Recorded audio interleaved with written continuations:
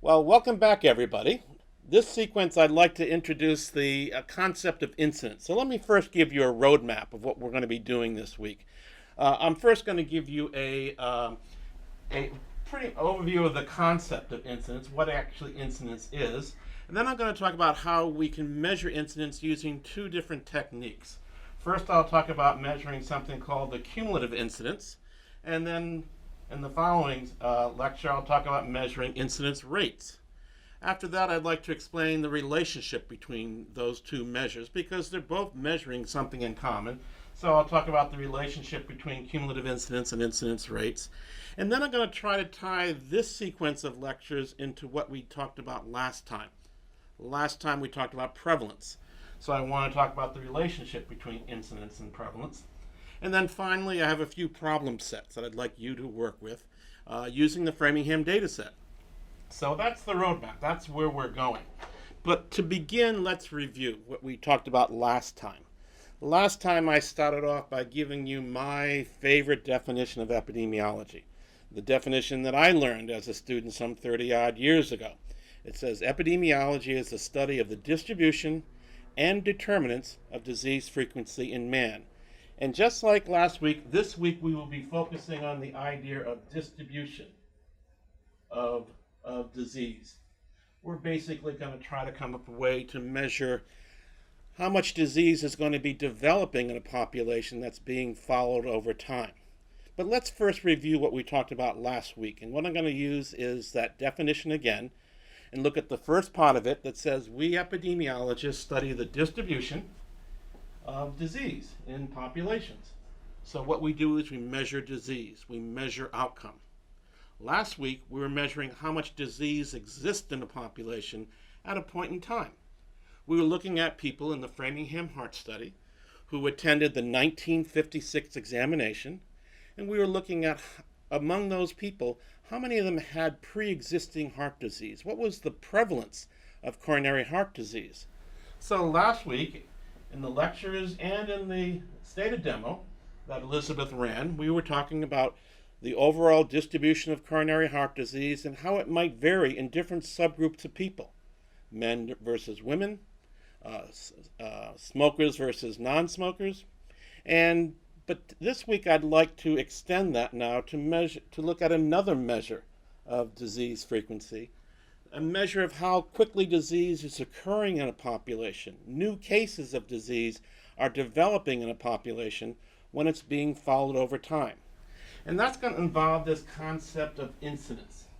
We're going to be talking today in the future lectures about the incidence of coronary heart disease in the Framingham Heart Study. That was the main purpose of the study. They were interested in looking at people who were free of coronary heart disease when the study began, following them forwards in time, and measuring how many people developed coronary heart disease during that follow-up period. And in particular, they wanted to identify risk factors for developing coronary heart disease. They wanted to see if men develop heart disease more quickly, more commonly than women do, whether smokers develop heart disease more often than non-smokers, whether people with high blood pressure develop heart disease more often than people who don't have high blood pressure. So that's the topic we're going to be talking about this week, which is incidence. But first, let me give you an example of prevalence data, building on what we talked about last week. This table describes the prevalence of existing coronary heart disease at the 1956 examination, broken down by whether a person was a smoker or a non-smoker. This is a version of what Elizabeth showed you in the stated demo in the last sequence of lectures. Basically, what we have are 2,181 individuals who attended that 1956 examination.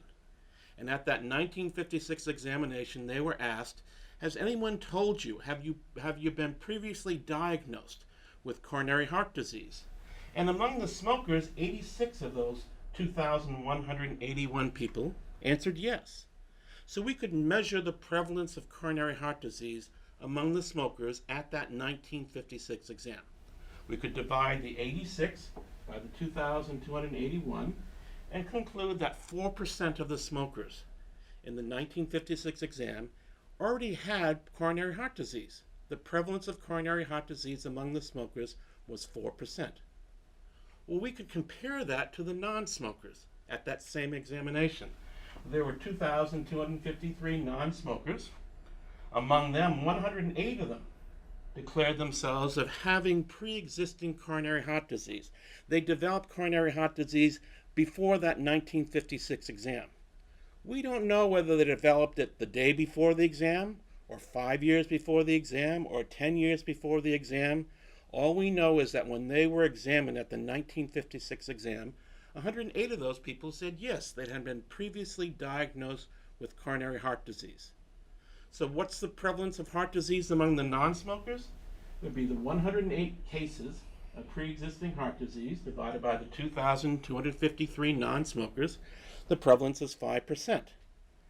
And just as Elizabeth pointed out in her stated demo, notice that the prevalence is higher among the non-smokers than among the smokers. And as I mentioned in the last sequence of talks, we epidemiologists, whenever we see an association, we try to figure out the possible explanations, the possible reasons why one group of people might have more outcome, more disease than another. In this case, we're talking about pre-existing disease, prevalence of coronary heart disease. And as we talked about last time, there are 6 possible explanations I can think of for why the prevalence of coronary heart disease might be higher among the non-smokers.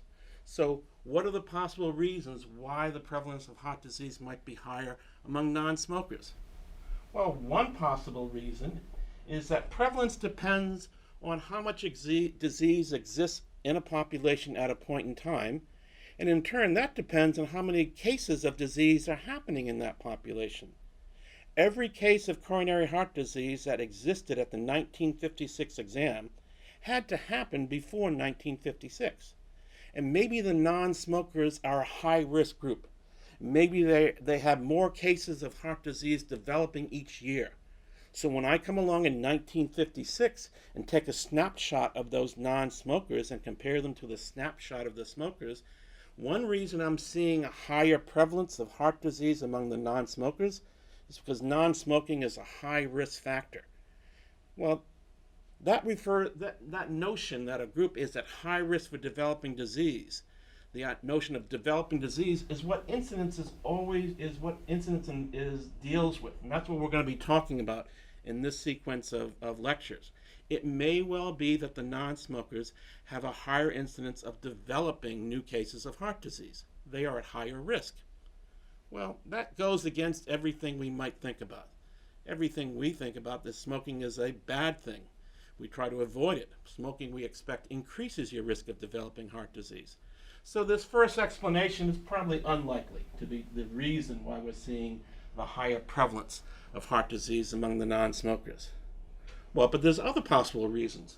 Another one is that since prevalence depends on how much disease exists in a population, it requires that people had to be diagnosed with heart disease in the past and still be alive in 1956 to be at that examination and answer, yes, I have been diagnosed with heart disease in the past. Maybe the non-smokers have heart disease that's milder than the smokers' heart disease. Maybe the non-smokers live with their heart disease longer. It has a longer duration of disease. And that's another reasonable explanation for why the prevalence in one subgroup of people might be higher than in another subgroup of people. The outcome in question, existing coronary heart disease, might have a longer duration among the non-smokers. Well, that is probably not likely also. Why would it be that if you developed a heart attack and you were a non-smoker, that heart attack would be less severe, you're more likely to survive it? Possibly, but maybe unlikely. But there are other possible explanations. The next one I suspect is the most reasonable explanation for that association we see in our data set.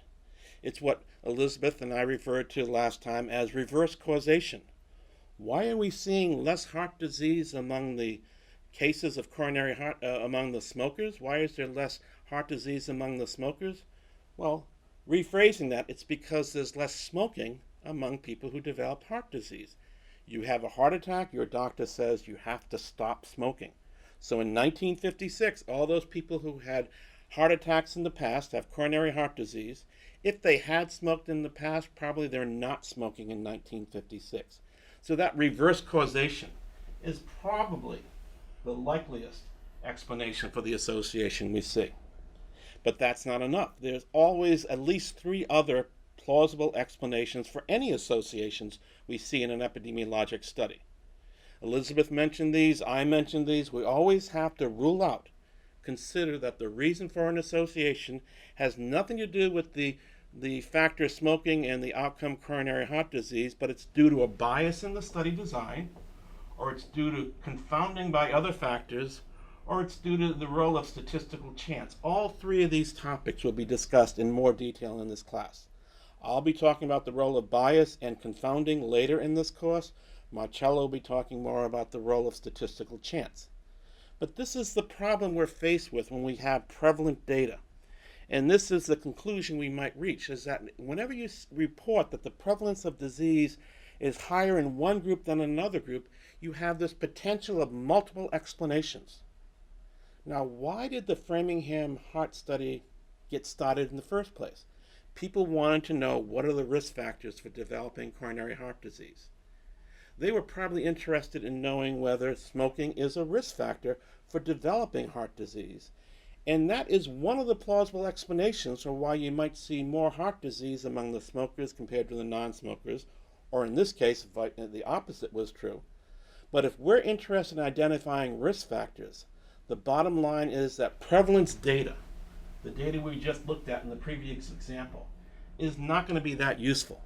Because if I find an association between a potential risk factor like smoking and an outcome like prevalent CHD, I don't know whether the group with higher prevalence of CHD is because they're at high risk for developing coronary heart disease. That's what I'd like to say. Or it's a reflection of longer duration of disease with those people, or reverse causation, or bias, or confounding, or chance. So that's why prevalent data is not very useful for identifying risk factors for developing disease. We have to do something different. We have to measure something called incidence. We have to measure how many new cases of disease develop in a population that's being followed over time. So back when the Framingham Heart Study started, they wanted to enroll people who were free of coronary heart disease. If you showed up at the baseline examination and already had coronary heart disease diagnosed previously to that baseline examination, you're no longer at risk for developing heart disease for the first time. You already have it. So they probably told those people, thanks for coming, but you're not very useful for us because we want to answer the question, does smoking increase the risk of developing coronary heart disease? They wanted to measure incidence, and that's what we'll be talking about in this sequence of talks. So let me first just describe the concept of incidence. What it's trying to measure is the development, not the existence of disease at one point in time, but the development of disease in a population that's being followed over time. Now that population that you're following over time to observe all these new cases of heart disease that develop, we refer to that as the population at risk. Now to be at risk for developing heart disease for the very first time, you have to be alive and breathing, and you also have to be free of coronary heart disease at the beginning of the study. So depending on the outcome you're going to be measuring, and I'm talking about developing the new cases or observing new cases of coronary heart disease that develop, you want to enroll a population and follow them over time. You want to enroll a population that's at risk for developing heart disease. And if you're interested in developing heart disease for the very first time, that means what you want are people who are free of disease at the beginning of the study. They have not had coronary heart disease diagnosed with them yet. Anybody who has coronary heart disease diagnosed at the beginning of our study is not going to be useful for answering the question, what's the incidence? What's the risk of developing coronary heart disease during a period of follow-up? They're very useful if you want to answer a different question. Given that you've already been diagnosed with heart disease, what's your chance of having a second, say, heart attack? Well, to be at risk for a second heart attack, by definition, you have to have a first heart attack. So if I had a different research question identifying risk factors for developing a second heart attack among people who had survived their first heart attack, then I want my population at risk to be people who had previously been diagnosed with a heart attack and are alive and kicking. So that's the notion. We start out with a population at risk. We follow it over time. And we observe who develops the disease, coronary heart disease in our example, and who doesn't. Now, how are we going to measure the occurrence, the development of coronary heart disease? Well, in future lectures, we'll be talking about two commonly used measures. One is called the cumulative incidence. Sometimes that cumulative incidence is referred to as an estimated risk. Sometimes it's referred to as an average risk. What it's going to be is a proportion. And remember, Marcello in his lectures talked about probabilities being based on proportions.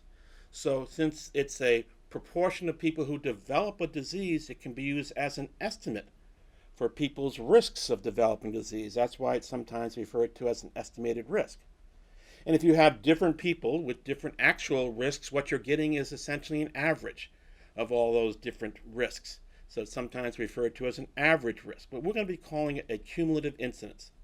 It's going to be calculated, as you see in a future lecture, by essentially counting the number of new cases of disease that occur when a population is followed over time and dividing that by the size of that population at risk. And I'll give you an example of data that we'll be using to drive this notion home in a minute. But later I'm going to talk about a second measure of incidence, something called an incidence rate, which has the same numerator, number of new cases of disease that developed in this population as it's followed over time, but has a different point of reference. Instead of comparing it to the number of people you start with, you compare it to how much person time you observe in that study. Person time is the notion of observing a person over time. In the Framingham Heart Study, they initially enrolled around 5,000 people. They planned to follow them for 20 years. So essentially you can consider each person as a separate timeline, starting in around 1950 when the Framingham Heart Study began, and going forward in time until they either developed a disease or they were lost to follow-up or some other event ended their follow-up. And I'll show you what I mean by person time and the notion of it being a timeline in an example that I'll show you right now. So let's suppose I chose 100 of you by random. And on the very first day, what I decided to do was I was going to send you an email, or better, call you up at home at the end of the day and ask, have you developed a headache during this day? And let's suppose, to make life simple, let's suppose these headaches happened at the very end of the day. And what this table is supposed to show is the occurrence of headaches among 100 typical students in this class if they were followed over a 1 week, a 7-day period. So for example, person number 1, on the very first day, person number 1 develops a headache. Person number 2 develops a headache on that same first day. Person number 3 and person number 4 also develop a headache on the first day. So 4 of the 100 people develop headaches on their first day of this class. Person number 5 develops it on day 2. Person numbers 6, 7, and 8 develop it on day 3. Persons number 9 and 10 develop it on day 4. Another person develops it on day 5. Two other people develop it on day 6. And one other person develops it on day 7. And everybody else never develops a headache. Every time I call them up at the end of the day and ask, have you developed a headache today? They answer no. So where you see these X's represents that when they were called, they answered no. And I was only interested in the development of a first headache. So once you develop a headache, the first headache, you are no longer at risk for developing a first headache. You're no longer going to be followed. You develop the outcome. I don't care if you develop another headache 2 days later. I'm not interested in second headaches. I'm only interested in first headaches, and you're no longer at risk for developing a first headache once you develop such an event, once you develop such a headache. So what's in this last column over here is the amount of time each person was followed until they developed a headache. 1 day for the first 4 people, 2 days for the next person, 3 days for the next 4 people, etc. Or 7 days, meaning for those who never developed a headache, they answered no, no, no, no, no, no headaches for 7 days. They were followed for 7 days. Their follow-up time is 7 days, and the study ended. Now, you could display this same data in terms of timelines, and that's what this next figure is supposed to describe. Each of these arrows is a person. The length of the arrows is the number of days they were followed until either they developed a headache or, in this case, the study ended. So the first 4 people's arrows only go for 1 day, and they end with the development of the disease. The development D means you developed a headache. The next person's line went for 2 days, and then it ended with him developing a headache. And everybody down below, like for the 100th person in the study, they were followed for 7 days. At the end of the follow-up, there's nothing there. That means the study ended. So what we have in this last column, again, is the same follow-up time. Follow-up time either until they developed a headache or until the study ended.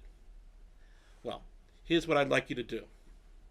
I'd like you to look at either of those 2 previous slides, the table with the X's and the D's, or the table with the lines ending with D's. They're the same information. And answer the question, how would you quantify the incidence, the development of headaches in this population, in this particular study?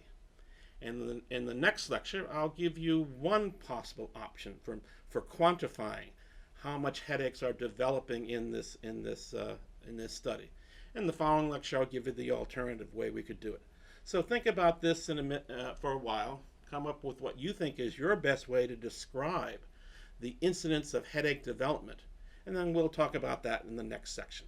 So I'll see you then.